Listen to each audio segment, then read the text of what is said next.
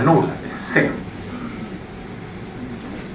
En un régimen, ¿no es cierto?, donde el costo del trabajo es cero, como quiera que lo llamemos para los efectos oficiales de la propaganda, eso es esclavismo.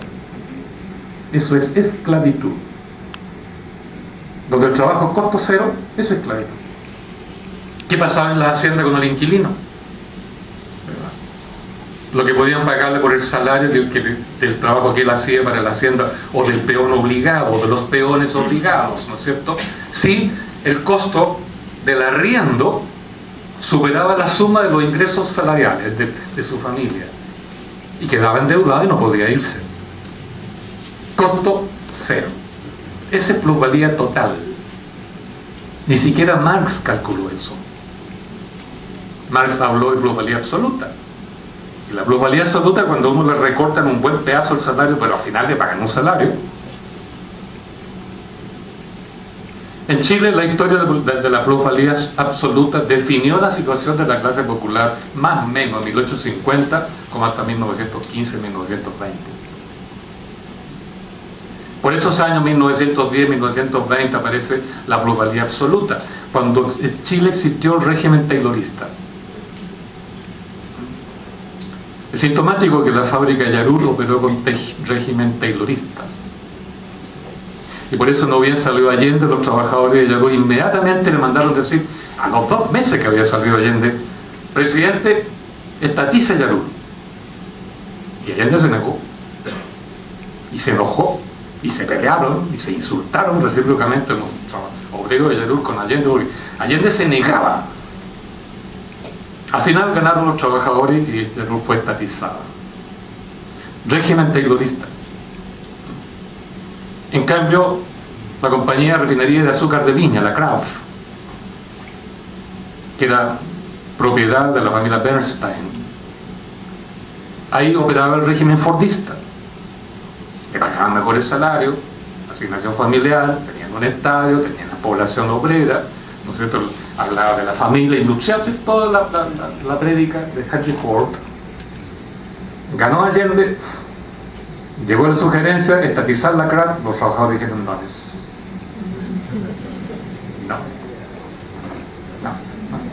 La plusvalía absoluta se instaló en Chile en muchas partes, se pagaron salarios, ¿verdad?, pero con deducción de la plusvalía absoluta.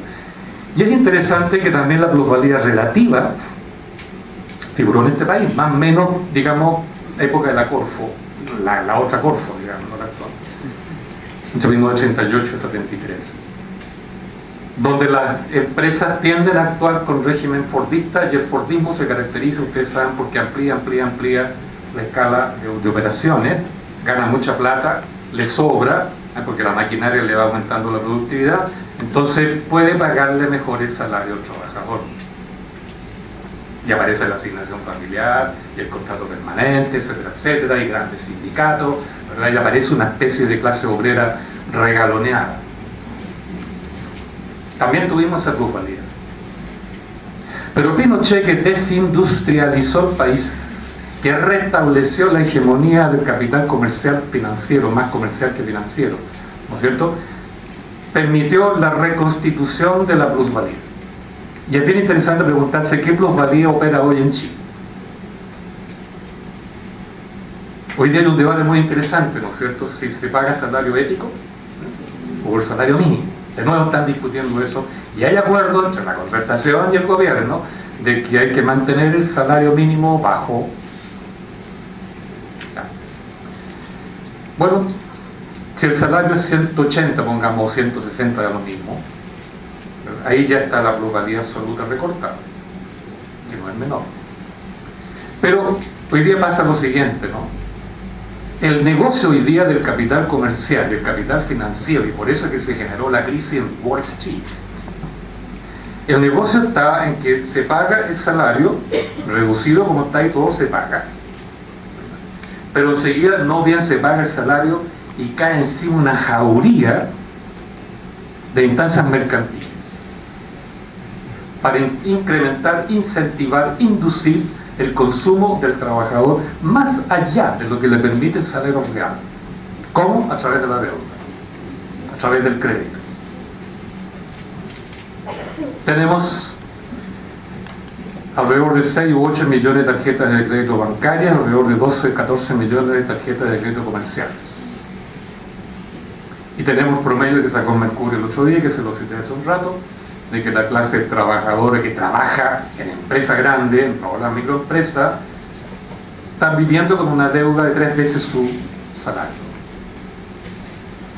Esta globalidad, si ustedes ven, el salario suma tanto, la deuda es mayor. Se han reaparecido fenómenos de las salicheras, de otra manera, disimulada, encubierta, insidiosa, ¿verdad? Para los efectos reales del capital comercial, lo que se paga por salario, ¿verdad?, es recuperado con creces por el crédito. Y esto anula en rigor el costo del salario. Caemos de nuevo en la misma situación, con la diferencia que como el trabajador consume más de lo que le da el salario, consume tanto como él cree que necesita para ser moderno, estar in. Y encubre la explotación.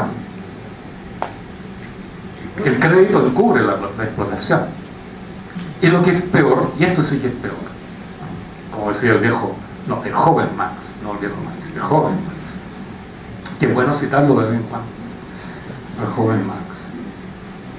Lo que es peor, esto genera, tal vez no tanta explotación del trabajo en sí, pero sí un nivel triplicado de enajenación. Enajenación, que no es lo mismo. Tenemos asociada la idea de explotación igual pobreza, porque pagan poco salario. Pero recordemos que el crédito aumenta el consumo y la pobreza como que desaparece un poco. Yo en mi tiempo la pobreza la veía en la puerta de mi casa. Bueno, mi viejo era pobre, pero había otros más pobres que nosotros, ¿no? Y los cabros chicos llegaban a pedirnos un pedacito de pan, por amor de Dios, ¿no? Y cabros patipelados, los mocos colgando, la cara partida por el frío, el chascones, sucio, atrajoso. Esa es la pobreza. Pero hoy día el flaite, bueno, bullín, celular, ¿no es cierto?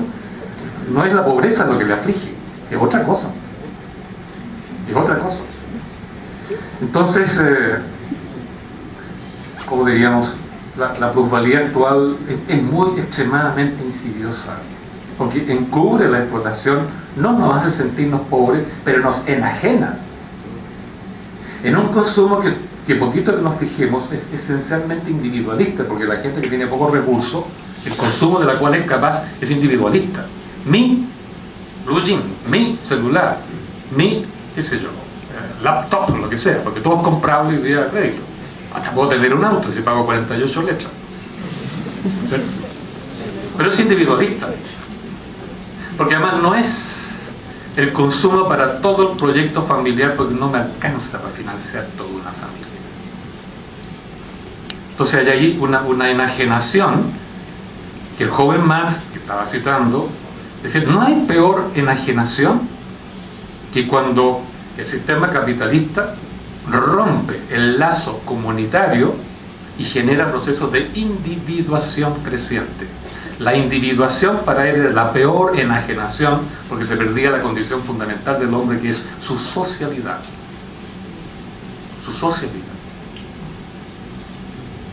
Hace falta reconstruir la historia de la plusvalía y dar cuenta de la plusvalía circulacional que hoy nos afecta.